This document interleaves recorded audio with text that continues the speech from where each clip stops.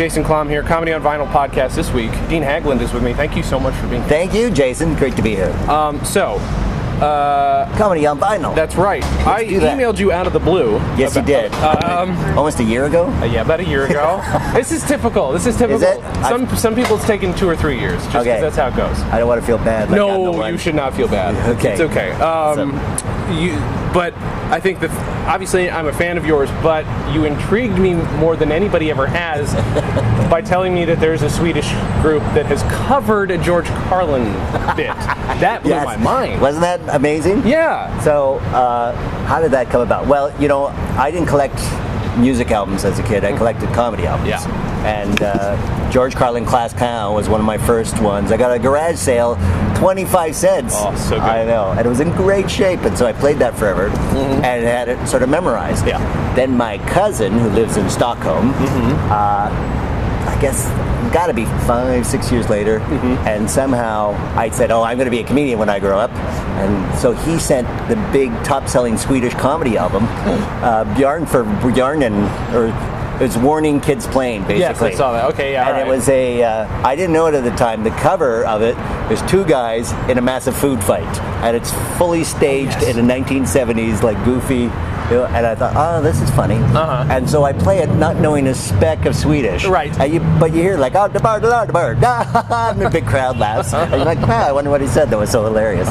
And then I'm listening to it, and there is the farting thing when you go to a movie. And the whole bilobial fricative thing. And you're like, wait, what? and you read the liner notes, and sure enough, that track is like third with... and it's like something with appreciation to George Carlin. Yeah, so they actually credited George Carlin in the album, doing it in Swedish. I've talked about this for a long time, and I've often thought it would be a fun experiment to cover a comedian's work. I know, wouldn't that be cool? But I've never heard of anybody actually having the guts to do it. I think in Swedish it's probably safe because the language is different. You got a different timing on that. For sure. And so you would, if you're bilingual, and you know the English one, and you think, hey, that's a funny bit, then translate it to Swedish, maybe not, as sad a ripoff as if a comedian actually redoing somebody else's bit. Konstgjorda fjärten har du väl inte glömt? Nej, det fanns ju en massa sätt att fjärta på. Vi hade ju konstgjorda, menar jag då. Vi hade typ handfjärten. Armvecksfjärten. Eller bara med munnen så. Ja. Lite olika kvaliteter. Och, det fanns en massa sätt att fjärta på. Därför att fjärten var ett användbart ljud. Jo, men kommer ni inte ihåg läraren står fram i svarta tavlan, va? Han har tappat kritan. Han är tvungen att böja sig framåt för att plocka upp den.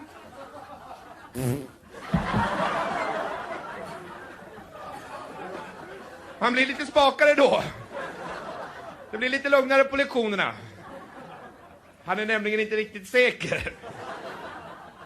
Speciellt som vi brukar sätta in den där på torsdagar efter lunch.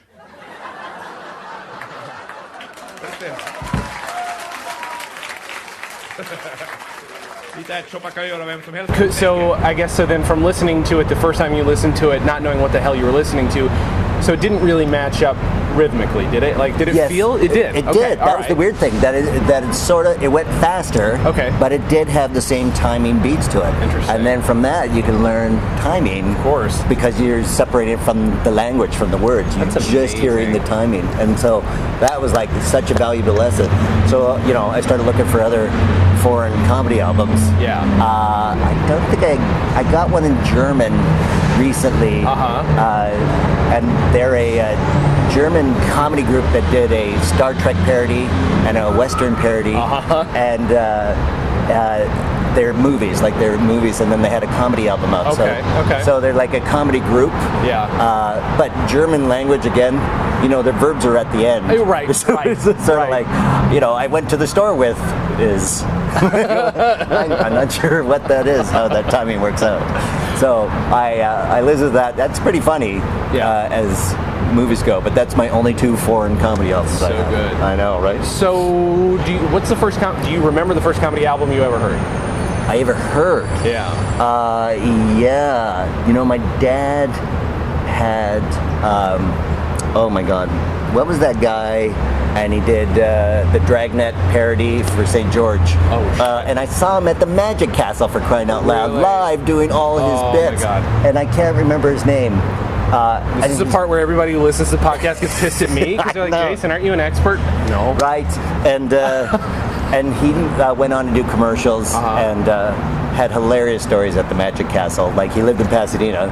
His first day, he gets on the bus, gets off at Hollywood and Highland, walks into an agency that says at agency, and they go, "What do you do, kid?" "I do voices." And he did like some funny voices. I go, "That's amazing."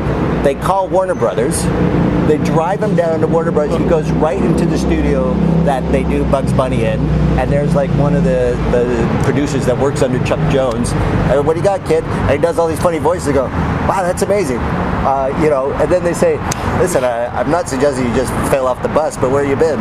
Because no, literally, I just got off the bus in Hollywood. That's amazing. And he's like, first day. That's hilarious. Isn't that great? I love that. So is that something your parents owned, or is that something you heard elsewhere? I think my dad owned it, and it might have been given to him because he would always go to garage sales and pick up, a ton of stuff for $1. Yeah. And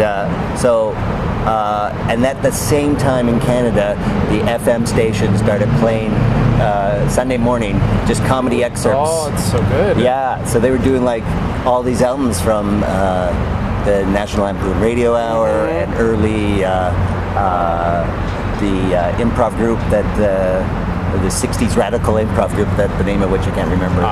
Plus, there'd be Canadian groups, Wayne and Schuster. That's awesome. Hart Pomerantz and Lorne Michaels were a comedy group together. And so you would listen to these things and you go, "Oh my God," and it would be hilarious. Oh my God, I hate to say it, but I still forget sometimes that Lorne Michaels has legit comedy cred. You know what I mean? Right? It's very weird to me. So what It's was very that weird. like? What was that? Just Well, they were kind of, Wayne and Schuster were, like, as a kid, funny, but you watch it now and you're like, well, okay. But they apparently were the most invited back sketch comedy duo on the Ed Sullivan Show. Really? Yeah. So they did Murder in Rome, like it's Julius Caesar, but done as a comedy Sherlock Holmes detective thing. And it's like, this is the end of Caesar with his ass show. It's the lamest gag. So good. Now, out of curiosity, though, were they being played due to popular demand, or were there Canadian content regulations that were made? Well, funny you should ask that. Yeah. Right, because there is a Canadian content regulation. But some of them were really popular, and Wayne and Schuster had their, by the time the 70s, 80s rolled around, they had a yearly TV special that was always highly rated. Okay. Particularly when you only had 3 channels growing up. Right. There's the national channel, the other channel, and then one that came in kind of blurry at like 9 at night sort of thing. That was it. Was there ever a sort of a pride when you found a good Canadian? Not that there aren't any, obviously. Right. I mean, we're at a point now where Canadian comedy in history has obviously trumped so much of what we're used to. But I mean, was there ever, because of the influx of American crap, was there pride? Not really pride, but you heard the difference for sure. Yeah. Just in terms of subject matter, weird tangents, like to be a little more surreal sometimes. And then, of course, I was collecting British comedy albums too. Sure. That were coming down, all the Monty Python things. My God, it's my brain failing. Life of Brian, but the other one. Holy Grail? Holy Grail, thank you. Holy Grail had an album out, which was parts of the movie and then sketches commenting on it. So it was like the red carpet to the Holy Grail where there's a horrible accident and like the limos crash, and it was like all in sound effects and stuff like that. So I listened to that over and over again, that Blue album. And then there was one before Holy Grail that was just from the TV show, which had sketches not on the TV show in it as well. And then, of course, the Contractual Obligation album, which had You Can't Say on the Radio. So good. That one's good. Love it. Yeah, that came later, though. So I had all of those. And Did you do you have a preference for listening to stand-up versus sketch, or do you not discriminate? I don't discriminate that much. Stand-up was always I always hated the audiences. A lot of them, right? I can understand that. When they went crazy for like a half-assed joke. And like, or something you didn't see. or something you didn't see. Yeah, the sight gag ones would always piss me off. But there weren't too many on those. I guess just Robin Williams' Reality, What a Concept. That had some sight gags that didn't get you anywhere. Right. And then, can't remember, I think one Steve Martin gag where... Yeah, the beginning of Let's Get Small, he does the bit where he says he's going to suck the piano into his lungs. Yes. And I never got that. I never got that, and then suddenly it's a big laugh. Right. Did he actually suck a piano in his lung? Is that possible? I mean, he's a magician after all, because he does the Great Flydini. Have you seen I haven't seen it, but I've read about. Was it in Born Standing Up? You might have talked about that in Born Standing Up. I was doing public speaking, and so there was a catalog with all the public speakers, and $60,000. Steve Martin does 35 minutes, and he'll give a talk specifically designed for your industry, which he somehow improvises, and then has trouble with his fly. So he's been doing this for a while. So that was the description in the actual public speaking bureaus. That's amazing. So you're like, hey, that sounds like a great. That pays $60,000 for that. Do you think he still does that? Because if he still does that, anybody out there who's listening and you've got a corporate gig and Steve Martin comes to it, you've now got a rarity. Record that thing and release it. Totally. That's so weird. It's so weird because the act is, is uncomfortable in the fly while he's talking about, plumbing association, 3/4 joint, elbow joints, right? And he can just sort of riff on that. Right. And at the same time, then he pulls out like a thing from his fly, like a banana, and he puts it on the stool.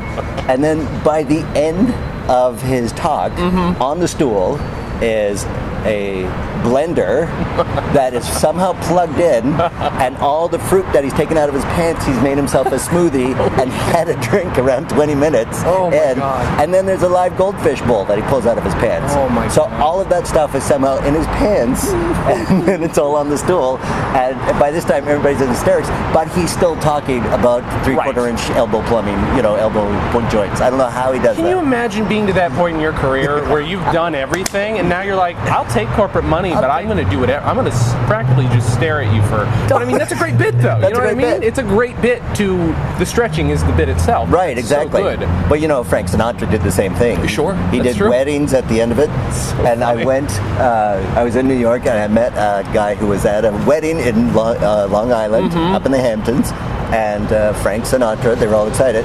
But his rule was 3 songs, he chooses, no personalization, and there's got to be room for his helicopter. Oh, shit. So, and as soon as it lands, he starts. That's the other thing. So, Wow. So there's like, a wedding singer playing, and then all of a sudden you're helicopter land. crap. Like, oh, ladies and gentlemen, here he is, Frank Sinatra. He just walks off, and he like belts out 3 songs, do, and like he had sent the CD ahead of time, and everybody goes crazy, and then he just walks back to the helicopter, Oh my and flies God. off, and I go, what would that cost? He said $450,000. Holy crap. And he would do like almost one every other weekend. Wow. I know. So that makes me then think, if he's making that much money, he's got that much control over it. If he accidentally lands an hour early and you're in the middle, she's about to say, fuck it, Frank's gotta play. Frank's gotta You play. know? Exactly. Holy shit. Can you that's so imagine? good. Oh, that's hilarious. Those are corporate gigs you want to do. Yeah, of course, Yeah, of right? course. Yeah. All right, so let's then talk about. What's comedy the first? What's the first comedy album you bought though? Was Class Clown or no? Class Clown, but that was garage sale. So I was young enough to go, hey, what a funny picture. Okay, yeah. And I just bought it for the funny picture. Then I heard it and I went, that's oh, so good. yeah, right. And then was totally amazed. And then going to the record store with my brother, he would go, buy the rock show stuff, and I would go to the comedy section and dig through them. And so, let me think. The first actual one I bought may have been Groucho Marx at Carnegie Hall. Oh, so live good. recording. This So was good. one of the last things he did before he died. Yeah, I'm so torn on that album because I love it. Yeah. But he sounds so old. He's so sad. Yeah, and It's really apparently hard. that huge laugh that you hear off the top was he actually fell asleep on the stool when they were showing Duck Soup, and he was sitting there backstage. And so he was actually dead asleep, and the roar of the crowd woke him up. Amazing. Yeah, and so then he does Lydia the Tattooed Lady, does some ditties and the whole thing, and And so I listened to that just to hear, the ditty songs and the whole thing. But it wasn't, I Am Torn too, because you went, wow, that's beyond You Bet Your Life. Right, 100%. Yeah. I mean, he lucked out. He lucked out because there was that resurgence amongst hipsters and film school people. Absolutely. Like myself, like I might have been at the time. So he lucked out. That's great. There's a resurgence, but it's after he's lost some energy, lost a wife, right, and then got a wife who rumors was using him. I don't know. But there. I just read the book of the personal secretary who was there for the last. I didn't read that. 18 months he was there, and how he doesn't paint a flattering picture of Aaron at all. Yeah. Okay. And and Gretchen, it sounded like he just lied in bed all day, and then got up, ate a ton, smoked cigars, didn't exercise, didn't do nothing. Then he would just, have strokes and seizures. And they would just, nobody would get them to a gym. Nobody would try and improve his diet. Yeah. They would just make him sit there, just so you're just waiting for it. So it was so sucked. Oh man, such a drag. What always kind of blew my mind, I'm still trying to get him on the podcast, is I never knew until like a year or two ago that Bud Cort lived with him for a period. Yeah. And that blows I really want to talk to him about it. Yeah. They were kind of hanging out. And that's so weird. So weird. And I think they met on the day Sharon Tate was murdered as well. Really? Yeah, so everybody was freaked out that there was a murder, and he comes to the door not knowing who Gretchen was. Up in the Hollywood Hills, you can imagine. Yeah, I know. So that would be, if you get that, I would definitely want to hear that. So you bought, all right, so you're buying those things. Right. I'm so sorry, give me 1 second. Yeah. I'm getting over a cold. Oh, yeah. But I'm not contagious. So you were buying used stuff at the time, or No, that was new. That was new. Oddly enough, I think that just sat in the local department store comedy bin since it was issued in 70, and it was still there by the time I got there. Crazy. Yeah, so I got that, and then I bought all the Steve Martin ones from Let's Get Small, Comedy Not Pretty, and the other one. Wild and Crazy Guy. Wild and there's Crazy. also the Steve Martin Brothers. What was the one? Is that with his? There's one where there's two of them on. The yellow one with the clown face. Was that? Wait. Isn't that Comedy's Not Pretty? Oh, that is Comedy Night. Yeah. And then Let's Get Small and Wild and Crazy Guy. Yeah. Did you buy them just because I like this guy and I'm going to buy them all? And were you discerning as a kid? I started becoming discerning right about there. Yeah, That I was like, okay, now I'm searching out specific comics. And then I had older ones. The other one, now I remember, my dad had the Smother Brothers. Mom Always Liked You Best. So good. That's so good. And I ran into Tommy Smothers in a bar in Rochester, New York. What?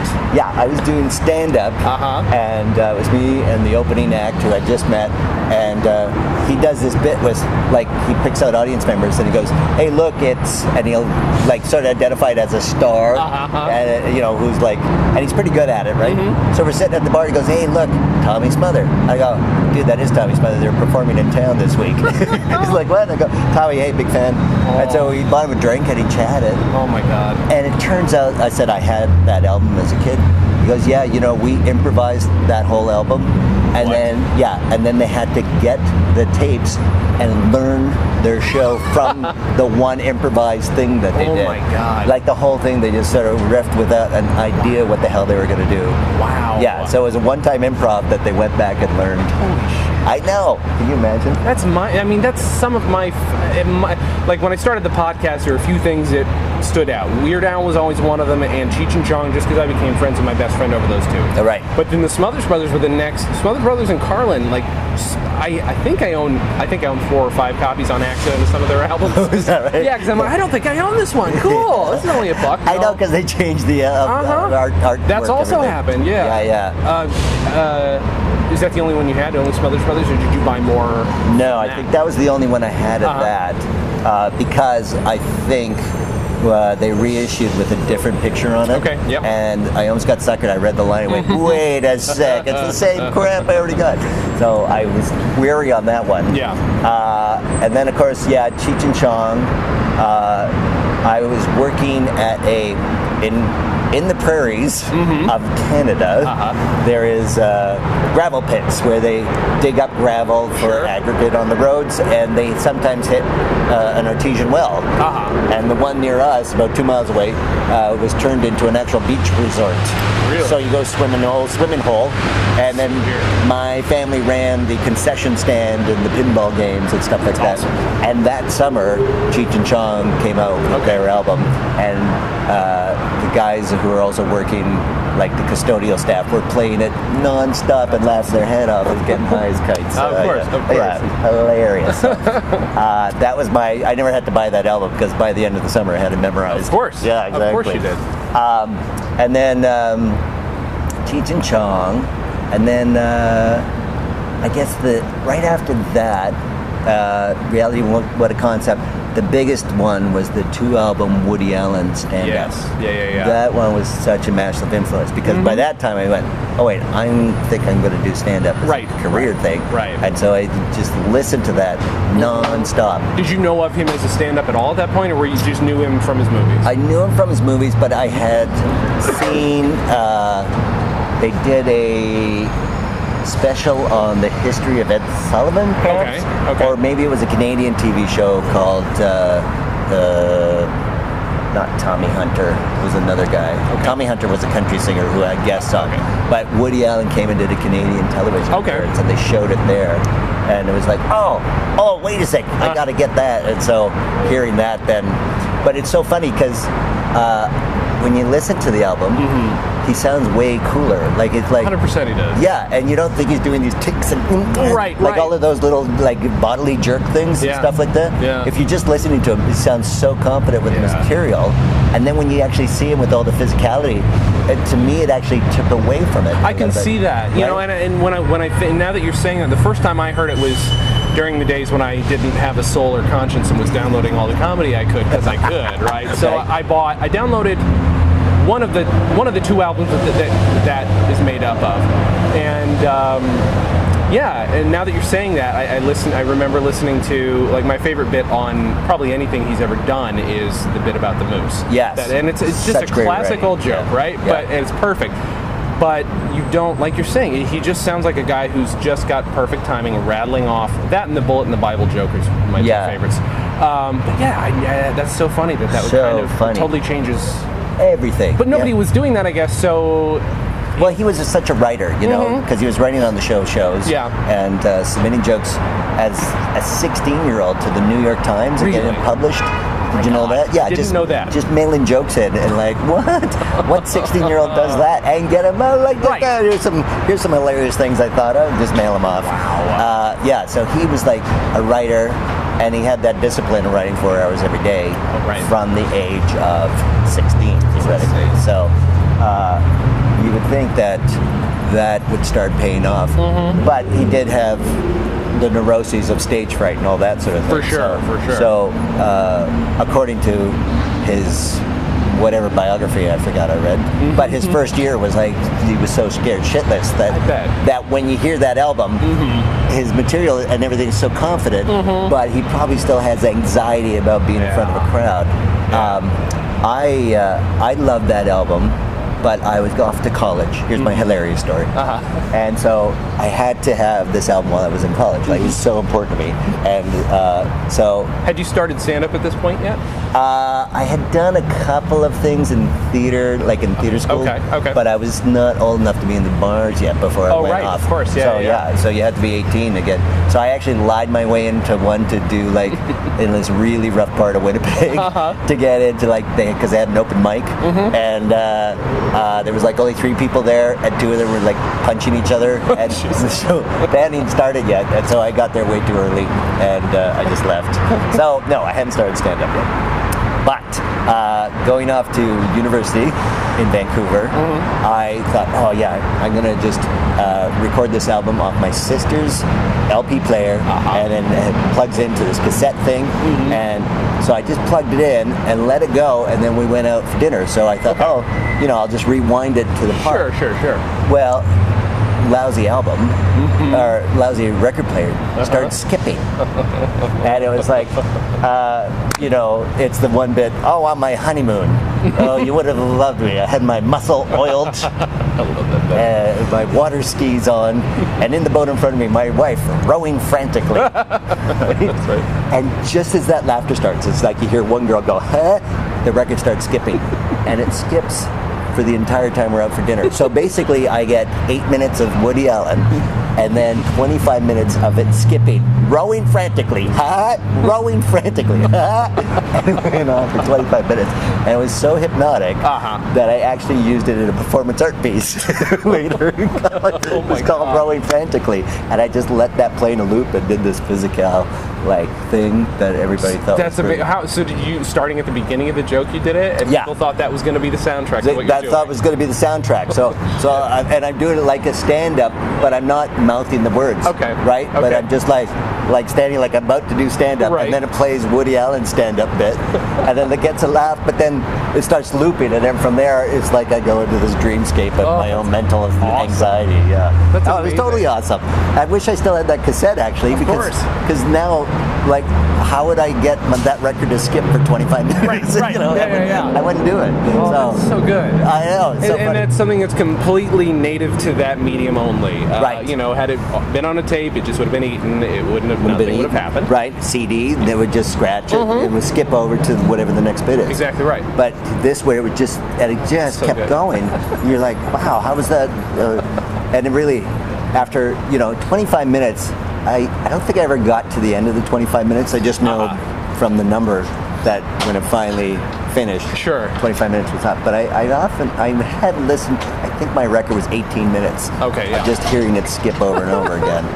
Because my piece itself, the performance piece, was only like 7-8 minutes long, but still. Yeah. Because you go through stages where it's like, now you start listening to that first woman who laughs. If you listen to it, there's one woman who laughs before the crowd laughs, right? And so she's got this giggle that's going up in crescendo, and then when you stop hearing him say "rowing frantically," you just start focusing on that woman laughing, and it becomes this weird, trippy mind thing. That's so good. So we have the title of your autobiography figured out.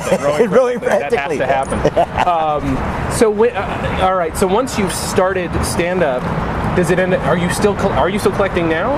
How many albums, or were you then still? Yeah, now I'm collecting joke books. Joke books, really? Okay. Yeah, so I have Milton Berle's 2 volume set, and started collecting vintage joke books. Awesome. Particularly, around 1880 jokes. Really? Yeah, there's joke books from the printed that are compendiums, often quite long and weird. But then there's these little one-liners like, I'm off to Europe, or I'm off to a foreign country. Oh, do you speak the language? Like a native.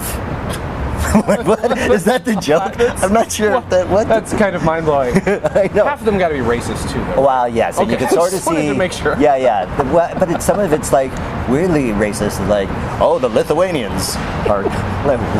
So some stereotypes that just didn't survive. Did not survive. Yeah. Wow. Yeah. So you could sort of see the history of race relations through jokes, and some of them are like nobody, and of course of women's rights. Yeah. And try go and find any here's jokes appropriate for the wedding. I said to my wife, I'll beat you senseless if you don't make me coffee. He was like, I'm not saying that at a wedding, but that's the worst thing. This is evidence in a trial. I know, this is horrible. Oh my God. And all these jokes are that kind of punchline, so I feel like you're the perfect person to interview for this, and we could talk about anything. We could talk about comedy records continually also, but I mean, you are big on film history and on entertainment history in general. That's true, yes. I know why it's important to me. I'm curious why it's important to you. Well, I think it's my upbringing as well. So as a kid, I didn't realize my mom was saving money, but she would buy the $1 silent film history books at the local bookstores, because apparently nobody else was interested. And then every Christmas I would get, the Western heroes of the silent screen, So good. silent comedies. There was a guy who was putting out.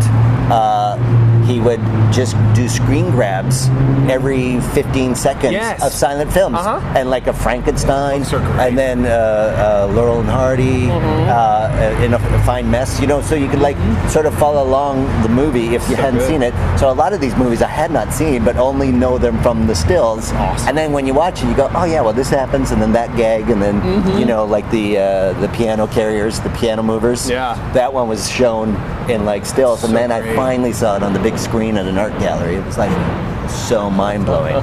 So then to move down here and see all those locations, particularly when I'm living right beside a block, like across the street from here, is the building where Harold Lloyd hung from the clock and Safety Last. Yeah. So, I did not know that. Yeah. So that building, if you look at that picture, it is, this wasn't here yet because this was built in 1929. We're at the Eastern Columbia at the corner of 9th and Broadway. But beside it is what is now called the Broadway Trade Center.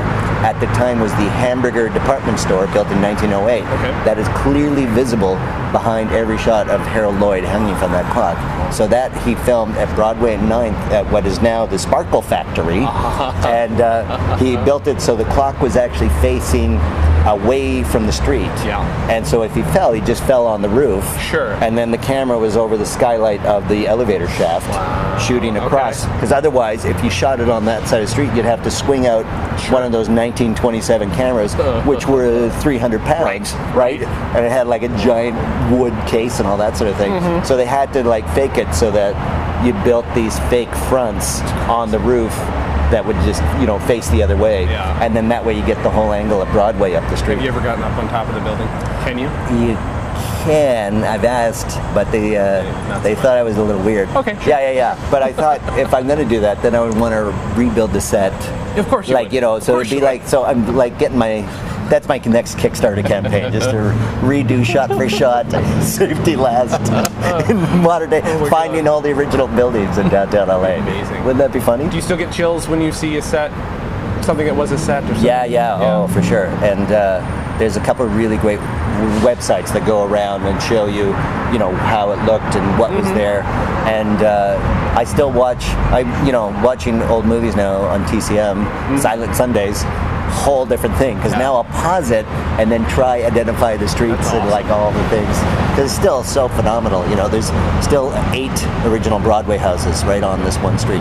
It's the largest collection of original housing. And I got to see those the other day, and they're so gorgeous. My God, so gorgeous. I had no idea they were here, and then to hear people say, "Well, this is the only night when they're all open." That upset me. I mean, I know the state of this part of town. It's not, it's trying to build back up. Well, it's getting there for sure. Of course, it definitely is. I mean, the fact that they've even had that night was fantastic. Absolutely. Wow. Well, yeah, and it's expensive real estate, and other places have tried to do bring back movies. The $1 Million Theater was showing movies every Wednesday that the UCLA Film Restoration group was doing, and I would go every Wednesday. And there'd be 8 of us in a giant 3,000-seat historic theater where it's like, oh my God, you're watching this for free, people. And it was really frustrating. But it's a whole nother generation that still, apparently thinks silent films are stupid. Who knows? But I mean, if you think silent films are stupid, why are you not upset at 6-minute videos online that are square? I mean, I don't know. They're just as full of content as as a train coming at your face. Yeah, exactly. Come on now. I know that we're entertained by cats looking at snow. Yeah. And you're just have we diminished have we gone back? It's gone full circle. Right. Guy shooting at camera. Great train robbery, 1908. Just oh, okay, sure. Do you ever, is there anything involved in your collecting of this stuff or learning more about history or doing your walking tours downtown? Do you feel like a historian, maybe in a small way? Is that important to you? Well, my girlfriend's brother's a historian. Okay. And so, when you see a real historian who's researching and teaching, it feels the same sort of thing that I'm doing. Yeah. It's relaxing to go and learn about this stuff, and it's fantastic to share this information with others. I don't have to mark syllabuses or grade papers or anything like that. So I feel like I got an easier time of it. But yeah, I do feel like a historian, and also these are great stories. These are amazing stories of how these architects built these theaters. Yeah. S. Charles Lee was 26 when he built the Tower Theater, like a miracle. And so you as a storyteller, these are just great stories sitting right on you, just there in the street. Right. That is attached to architecture, that is attached to film, that is attached to Jack Benny, the Marx Brothers, Laurel and Hardy, like all of them that have performed here. Yeah. And so, you know, I love it so much. And just, it makes you appreciate craft going back to stand-up. Sure. Why I love listening to stand-up albums was listening to craft, right? You hear Woody Allen writing a bit. You hear how the Smothers Brothers give and take, the timing of the Swedish guys, for example. And to know, you know, like when the Marx Brothers did Night at the Opera, up till then they were just filming their vaudeville shows. Right. So, you know, Monkey Business and Duck Soup were all just sketches that they had worked on forever on stage. So now Irving Thalberg said we should do a parody on opera. We should call it Night at the Opera. And how are you? And then we should take it on the road and work out the gags. That's right. Yeah. So where it premiered the first time is the Palace Theater right here on Broadway. I did not know that. Yeah, and they had done the show with a guy in the audience with a stopwatch, and he would write down the timing of the laughter. Wow. How many seconds, and he did that for every show. So they toured North America for 6 months at the last of the remaining theaters that still showed vaudeville, that still had a stage that could take the Marx Brothers. And there was 3 different edits of that film. So that there was a West Coast, an East Coast, and a Southern edit, because the laughter, the sense of humor was so different back then, regional differences, that they knew from touring that they had cut, hey, how are you? That they cut 3 different versions of that film. Amazing. And of course you can't find that now because once they went to television, they cut out all those silent bits. Sure. You know, because there would be 4 seconds of just Harpo and Chico looking at each other after something Groucho said, and you're like, oh, okay, now it goes on. So when you watch it on TV, it was just like, well, cut out all these, you know, quiet bits and just stick the gags together. Wow. I know, really amazing. The closest thing you're going to get to that now is somebody doing stand-up, where you do tailor yourself to where you are. Right, and you know, and if you know, it's very few chances where you go, oh, I'm going to do a movie, but I'm going to do it as a stage play first, and I'm going to work on it for years on end. Yeah. Big Fat Greek Wedding is an excellent example. Neil Vardalos had that as a live stage show, so she knew where all the jokes were, what the gags were, and then when it became the film, it was easy because she goes, okay, this is here's a set piece, gets a big laugh, and you can cut that thing to the show that she had inherently knew for 6 years, right? So crazy. So all right, now after, and I'm sorry, I know we keep skipping around, but the history stuff is my favorite shit. I love talking about this shit. So, me too. And it's relevant to, I think, in general, what we're talking about. Absolutely. Is there one, I hate to ask this question because it limits you, but limits your answers. Right. Is there one stand-up who you feel like influenced your own comedy more, or is it... Well, because I listened to that Woody Allen one, that was pretty influential. But is there one? Would you ever sit and write this stuff down, like take notes as to the stuff you're listening, or are you just absorbing it through listening? I'm just absorbing it and then re-listening to it like over and over again. Okay. And so, and then I had school books where I had jokes written down, or jokes that I heard, or rare jokes, that I discerned, or watched a Marx Brothers film and wrote down just the funniest lines from that. That kind of thing. And then, of course, I left that on a bus one day. Oh, no. I know, I never saw it again. It was like the massive collection. Anyway, so I did that kind of research, and then, so I think, so it was the writing of Woody Allen, and then the improv energy of Robin Williams, for sure. Yeah. And then I started doing theater sports with Ryan Stiles and Colin Mockery for 10 years. And so my stand-up has now evolved into a much more improvisational aspect. And then, of course, once I got on the X-Files, then that became the meshing of all of it together, where I improvised an episode of the X-Files live on stage, bringing audience members up. So good. And then did that around the world. I did the Edinburgh Fringe Festival 3 years in a row, toured Europe, and now I'm off to Australia to do that. Really? Yeah. That's amazing. So it's going to be cool. Yeah. Can I just a little side thing? Yeah. Can I ask you what your thoughts are on the rumors of the new X-Files? Yes. Well, you can abstain. I have my own thoughts, and they're strong. So I love to hear them because, the second movie was a tough haul for me. For sure. For sure. I was a no Romo. A guy was into having them just respect each other professionally, but not have to live together in a cabin in the woods. What the hell? I can understand that. Right? I can understand that. So that's relationship aside, and then making it at the height of the Bush administration, right? The major war conspiracy cabinet, and the thing about don't trust the government. We're doing a movie about Russian head transplants. Right. Are you kidding me? That was tough. But of course, the writer's strike came, so I can totally understand. And apparently, they lost their first script. So, yeah. Wow. Okay. So Chris and Frank, were working on a thing, and then Frank moved offices just when Chris got it greenlit. I said, "Okay, pull out that shoebox full of the story notes," and they looked around and they couldn't find it. Come on. I know. And so they basically had 6 months to put together a whole new movie. Wow. Yeah. So wow. That would sort of explain that. Yeah. So now I think it's smarter to do a mini-series over a movie.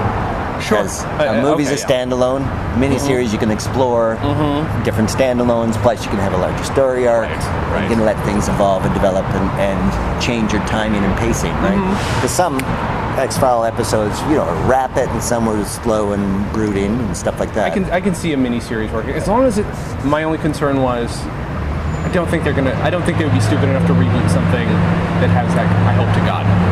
That's all. That is all. You can't try and reboot it. Just if you're going to do it, either keep Mulder and Scully, or I guess a new team if you have to do it. But because they're out of the X-Files at this point. If these movies are canon now. Well, exactly. Canon, so and also. How many Ghost Hunter shows are there now? How many, anti-vaccination crap? Like everybody's into conspiracies and are living them, right? Yeah. You're not just a crazy TV show. It's like, you know what? I'm not gonna give my kid because it causes what the mercury is doing, blah blah blah, the hoodoo. It's just like, okay. So now the culture has changed so much, and everybody is, and it's popular culture. Sure. It's not cutting edge. It's not on the fringe anymore. So all of those elements, you're after going to refine cutting edge television making techniques and cutting edge television content. Yeah. Like that's a tall order. That's a tall order for sure. You say that. Now I'm scared. I'm more scared. I'm frightened you of this whole show. At the same time, were I to pitch this, which I know you have many listeners, here's the pitch. All right. Mulder and Scully had that kid. Yeah. That show was 18 years ago. Yeah. That kid would be 18. Shit. He, now estranged, one day gets a box of burnt files, looks through them. It's the filing cabinet that burnt in season 8. Fuck yeah. Yeah, it's all just mailed to him anonymously from dad from somewhere, right? And then he begins piecing these things together, finding, digging up the gunman in the basement under the cemetery. There's the smoking man's kid runs into that. Like all of these things start meshing. He has to put it together while redeveloping his relationship with his parents that have gone into hiding or whatever. That'd be great. And then David and Jillian can come in and out as often as they want, or not at all. And then you have some hot 18-year-old who's trying to put it all together. Yeah. And it's sort of like Lost is. It's one man Lost with X-File overtones plus characters you already know. That's awesome. Say that's my pitch. I like that. See? I was just thinking about this too the other day. So do you know, and I should have researched this, and again, you can scream all you want, people. I apologize, I didn't research this because it's not a comedy thing, but did they ever release an X-Files soundtrack or anything on vinyl? Do you know? No. Okay. Because there was the X-Files soundtrack that had who was on it? Foo Fighters. We were in the Foo Fighters video for the movie. Yes. And they had that metal band that I love so much, whose name I can't remember. And they were going to get Perry Farrell, but he rejected the offer. Really? Because he said, and this was a quote put out by his record album company, that the X-Files has put back alien-human relations 20 years.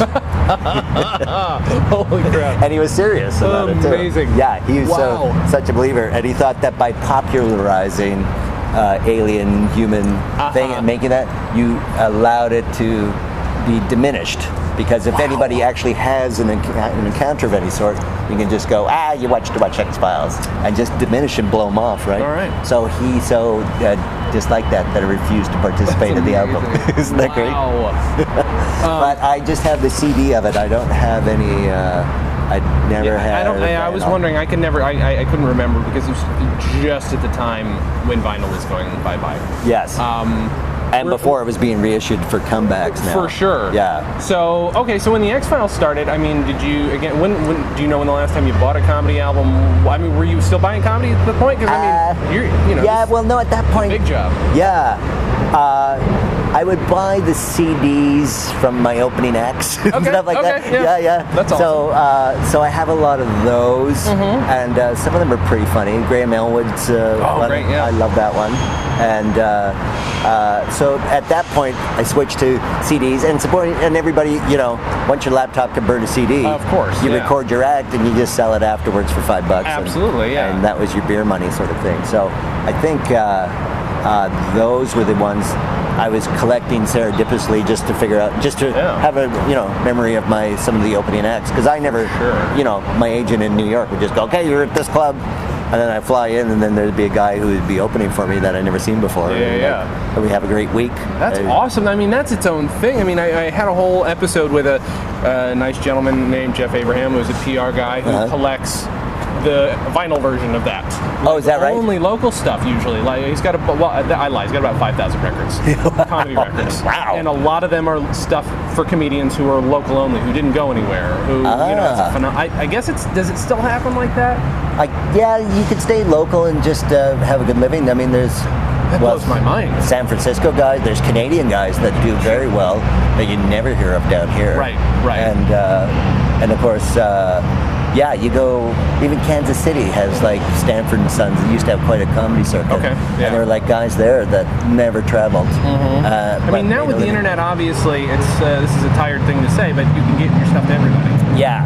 Though I sort of not put my stuff because it's improvised. Yeah. So every show is completely different. Yeah. And also, improv looks kind of crappy without being there. For sure. Yeah, so I'm always like, I don't really want that on.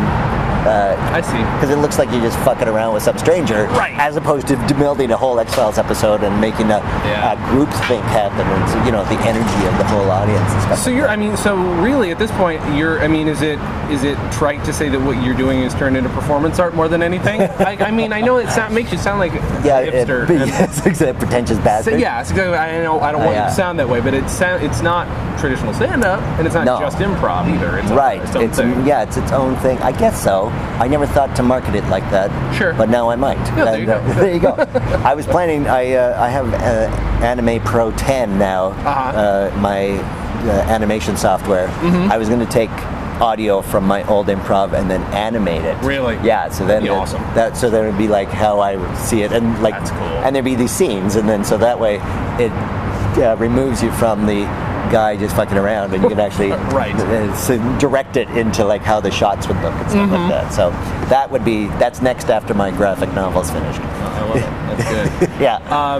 So I'm trying to think. Do you at this point, looking back, is there one album that is a absolute favorite, or is that not a choice you choose to make? That's a choice I choose not to make. I like the really. Having that Swedish comedy album is so freaking weird. Yeah. And I still will play it when I go back home. It's still in my parents' collection. And then I had Flip Wilson's album too, which had Geraldine and all that on there before I saw the TV show. Okay. And because I only saw that in repeats. I don't know why I didn't watch it live. I think it was on the same time as Carol Burnett. I love discovering stuff that way too. Yeah. Just discovering it through an album of people I don't, I heard of. Guess what I just bought at a used record store on Melrose? What'd you get? Don Adams. Oh, so good. His Vegas show. That was all the gags from Get Smart. Oh, that's right. You mentioned that. That's awesome. So I have that album, and it's like, would you believe? Missed it by that much. But he's doing it as a Vegas show, and you hear a live audience laughing at it, and it's sort of this narrated story that he's telling as he's this super spy. Yeah. And you're like, wow. So that's how they just did the series. They just saw his act and go, why don't we just do that as a series, Don Adams? Well, that's the kind of thinking. Oh, it's so weird. So weird. So I have it. I have it on vinyl, and then my friend had a vinyl to USB player. You know, so he plugged it. I just have it on USB now, so I don't want to scratch that album anymore. It's really rare. You know, this is a very weird sideways thing. I'm sorry, I'm derailing it again. No. But now that you're talking about Get Smart, it's making me think of your pitch for the new X-Files, because did you ever see around 95, no, it had to have been 94, because it was right before News Radio, where they tried to reboot Get Smart starring Andy Dick as their kid? No. Yes. With Don Adams? Yeah, Don Adams and 99 were there as peripheral characters. But Andy Dick was...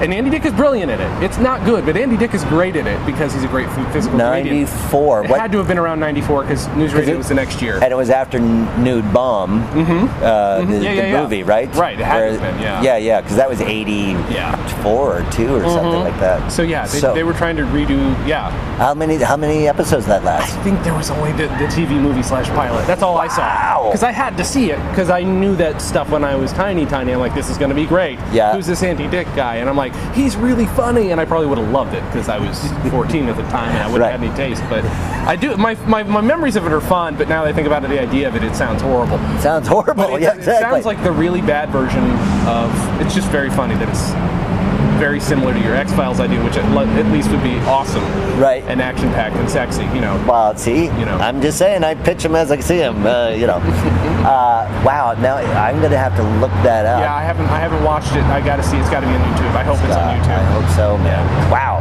that is good.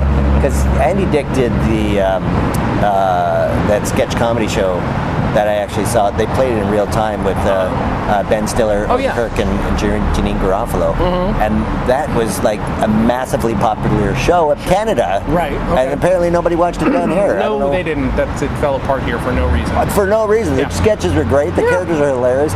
We loved it up there. Die Hard 12 is great. Die Hard 12, Die Hungry. So good. So good. Gobbledygoo-doo-ba-doo. He's making all those catchphrases under the sink. Oh my gosh, I love that. And the one Charles Manson as Lassie. He's like, Manson, and he's running through the field over the fence. Fancy, they're very goobly guy, and old man the thing. Oh, is there fire in the well, Manson? Oh no, everything's coming around the thing. Oh, Manson. So good. So good. Well, the thing is, like, I feel like that's a weird thing about comedy in America is that we've always been on the cusp of accepting weird off the wall comedy. We try to pretend that we're super edgy, but when there's stuff like that, we crap on it. Yeah, exactly, and nobody watches it. You have to be subversively odd to get in, which is why SCTV caught on here at all. Right. Because it's weird, but it's just accessible enough to us. Right. Although we obviously didn't get the irony of Bob and Doug? Yeah, Bob and Doug. We didn't get that. We're like, oh, that's what Canadians are like. Yeah, and that's now what everybody thinks a Canadian is, and I'm so sorry. I know, isn't that hilarious? And even we saw it, because that was the thing. They were under CanCon rule that they have to have a certain amount of Canadian content. They're like, we're Canadian, what? How much more Canadian content? Unless we have a snowmobile and we eat bad bacon with the toques on. Okay, let's do that. Well, here we go. Here we go. That's fantastic. But, and it's funny because I watched SCTV from their first year one. So good. And then it was really quirky. And by the time they signed their U.S. deal, you could see the shift that they made to, like, they actually buffered down the edges a bit. Okay. And it was like, oh, okay. Well, it's still pretty funny. Sure. Yeah, but it wasn't like as hot and like sharp as it was in the early episodes. But you watch them now, and it's still funny as hell. So good. Did you ever see? And I hadn't heard of it until I saw Kelly Carlin's show. Have you ever seen? Maybe you have. Rick Moranis doing George Carlin. Yes. Oh my God! Isn't that great? It's fantastic. Oh yeah. I forget what an impressionist he is. So because he's so unassuming looking. I know. And he's just this guy, and then fucking blows that out of it. Yeah, and they had coming this week to the whatever auditorium with George Carlin, and he's just sitting there reading off cards, and he has the long hair. And go, hey, you ever notice about escalators? They go up or down, and then he just goes to the next card like that. Like stupidest bits, and he was just doing them one after another. It was that impersonation. Oh, it was so good.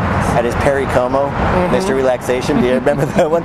Just him lying on the couch sideways, singing songs with his arm dangling on the floor, just and then, like everybody coming out. Oh yeah, it's Mr. Relaxation. We really like him. And I feel like there are times when we're just catching up to that stuff sometimes. I know. And I'm not crapping on American comedy. I'm just saying there are times when it takes us a while to catch up on that stuff. I wasn't watching those early SNL. It was because SCTV was on the exact same time. So I chose that over SNL. Yeah. And so the reverie for, the Belushi-Aykroyd, Chevy Chase days are lost on me. Right. In watching them now, it's like, really? Yeah, no, I can understand that because I think we have the first season, and I'm like, cool, we have the first season. It's like, okay, this is taking a bit to get through. This is a bit of a slog. Like, I want to appreciate it. I love these guys. I mean, was there any kind of like, how many of the first SNL guys were Canadian? Dan Aykroyd, Gilda Radner had, was she from Toronto? But they were in that bizarre Broadway show that was in Toronto called Godspell. Oh, yeah. And Godspell was a merging of like what would be the next 40 years of comedy in this one show. And then once somebody left the cast, a comedian from Vancouver joined that show as well, and we did very well in Vancouver. So those were the only two Canadians, and then they were at Second City, Toronto. Right. And then the guys who left behind, Dave Thomas, Joe Flaherty, Andrew Martin, Catherine O'Hara, they said, well, why don't we just do our own show up here? And they did that, and then there was another god-awful, it only lasted like 2 episodes of a Canadian sketch comedy group trying to make it, that came on just around the same time, but it was horrible. It was horrible. No. So, and I think it had Tony Rosado in it and some other ones. So it was like even the touring group of SCTV tried to had their own shot of a series. That's crazy. Yeah, it was pretty crazy. So. Yeah, there's so much. Much. What else? Comedy Up. Yeah, so we got through them all. Don Adams, that was my last one I bought. Woody Allen's The Skipping. Yeah. Got it covered. That's good. Yeah.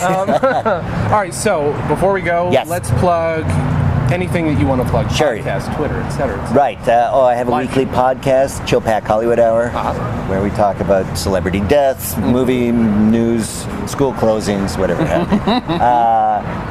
If you want a tour of downtown Los Angeles to see some of this rich vaudeville and silent film history, you can go to my website, Broadway Walking Tour.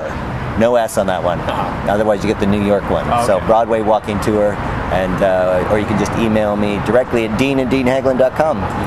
Easy enough. And deanhaglund.com is my website. Are you on Twitter? I am at dhaglund, but I, all the funny. I do a weekly. We run a weekly comedy show at the Lash, which is this kind of cool underground bar, and. I don't even tweet the jokes I would make up that night. Right. I should at the end of the night go, hey, that was a funny bit. I'm just going to tweet that. You're at a bar. You're doing comedy. You're trying to entertain people. Saying goodnight to everybody, and then you're walking home. But you're Canadian. You cannot help that, right? That is the one thing you will not be able to stop, I assume. True. No.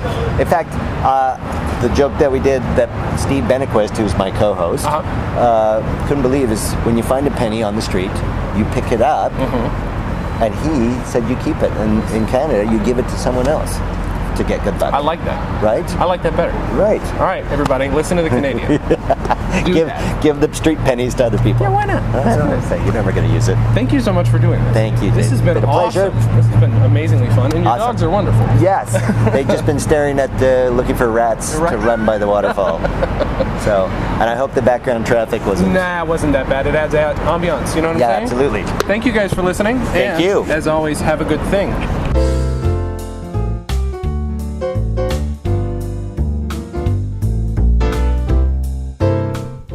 Comedy on Vinyl is a production of Stolen Dress Entertainment. It is produced by Mike Warden and is hosted and edited by Jason Klamm. Our theme song was composed and performed by Richard Levinson. Please visit stolendress.com to listen to our other podcasts, read our blogs, read our tweets, watch our videos, and read our books. Please subscribe on iTunes, and if you like us, give us a 5-star rating and a nice review. You can find us on facebook.com/comedyonvinyl, Twitter @comedyonvinyl, and find everything else at comedyonvinyl.com.